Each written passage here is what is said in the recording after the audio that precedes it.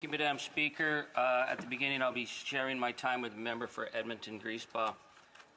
It's really important to just set today and make it clear to those who are watching what's happening. I don't normally get in all the procedural rigmarole, it's in-house fighting, but the Conservatives had a day to bring forward any opposition motion to fight the government, which is one of the fundamental principles we have. But they decided to upend their own opportunity to speak on something that they'd previously committed to in order to use the House of Commons to amplify the distortions that are coming out of Mar-a-Lago and Donald Trump. Primarily his falsehood that Canada is this fentanyl trafficking system causing deaths in the United States, and that what he's put on the table is the threat of a 25% tariff that would cause economic havoc to families and workers and businesses across Canada.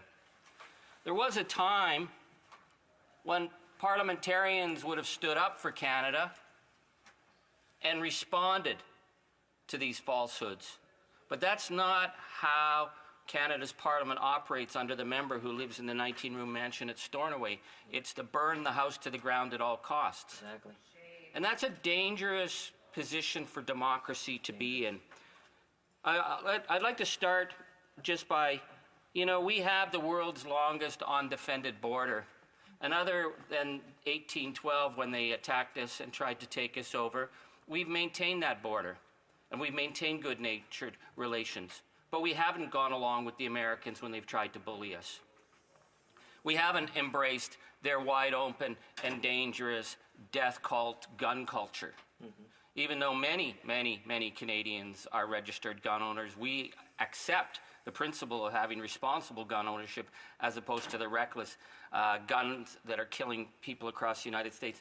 We have not supported their belief that health care should belong to those who have money. We took a different tact, even when we were being undermined as being communists and socialists at the time. When the United States insisted that Canadians, young men, go and die in the rice paddies of Vietnam, we said, no, we're not going to send our young men to die in Vietnam. It's a wrong war, and it was a wrong war. And we opened our borders to many great young Americans who were not going to go die needlessly in Vietnam. That's right. When they tried to pressure us to go into the false attack on Iraq, we said no, and we were under enormous pressure then. And in the 1980s, when Ronald Reagan was launching horrific violence in Latin America, in El Salvador and Guatemala, and then they were deporting thousands of people out of the United States who were trying to escape the genocide that was happening in the hills of Guatemala, they put enormous pressure on us to close our border because people who could not go back to the death squads in El Salvador and Guatemala were trying to cross the border at Buffalo to get into Canada to be safe. And at that time, Brian Mulroney said, we have to have the same border principles as the United States. And Canadians stood up and said, no, those are not our values. And we pushed that back because we could not send people back to the death squads. So yes, they are our neighbors, but we have stood up to them. We're in a different situation with Donald Trump, a convicted predator who's seriously undermining the democratic process in the United States, and he thinks he can just push us around. Exactly. He insults us. Yep. The Conservatives seem to like it because he's insulting our Prime Minister, but he's not really insulting the Prime Minister. He's insulting Canadians, calling us the 51st state. That's right, exactly. Once there was a Canada that had a flag that didn't need to be waved. A flag that represented who we are. We didn't boast about it. It wasn't until our flag was appropriated by conspiracy haters and stuck on pickup trucks promoting all kinds of disinformation. Our flag was something that just said, it's about values.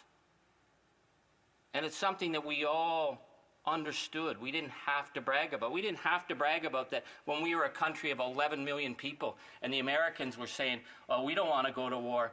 On the very first day Hitler invaded Poland, 11 million Canadians stood up and created the 4th largest Air Force in the world, the 4th largest Navy in the world. We sent our young people all across the world to defend the notion of freedom and parliamentary democracy. And we paid an enormous price. And we came back and we didn't wave the flag then. We just came back and did what we did because we were Canadians. But here we are with this falsehood being perpetrated by the member who lives in Stornoway, that whatever Donald Trump says, he will use to burn the house down to the Prime Minister. So he's using this falsehood on fentanyl, which is an absolute falsehood. I have the Drug Enforcement Agency unclassified reports on fentanyl. Fentanyl, they write about China. They write about India. They write about Mexico. There's just one very tiny thing about a small amount coming from Canada. That's not the issue. Fentanyl's not the issue, but the Conservatives will use that falsehood, threatening a 25% tariff. You can bet that these dumbed-down speeches claiming that Canada's broken border and a fentanyl trafficking area is going to be used on every right-wing broadcast and on Fox News to further undermine our country. Exactly. They would do that. They would burn our house to the ground because they don't care about truth. They wouldn't know what truth was if Truth came down, Lady Truth came down, naked, painted purple, and danced all over Stornoway for weeks. The member wouldn't notice. But I say that jokingly, but it's not a joke, because what Trump's really after is our water. He's made it clear. He said there's a giant faucet in Canada and you just turn it on. There was a time when we would have defended those resources, but you can bet if Donald Trump says, I want Canada's water, the Conservatives will use this House of Commons to promote his attack on our resources. Exactly. To take what they can take, because they don't take us seriously. They think they can push us around, and they can only push us around if we have fifth columnists. You know, fifth columnists was what they called Franco's people, who undermined the defense of democracy in Spain. People who would undermine their own country to score a point. Another term was quislings. Yep.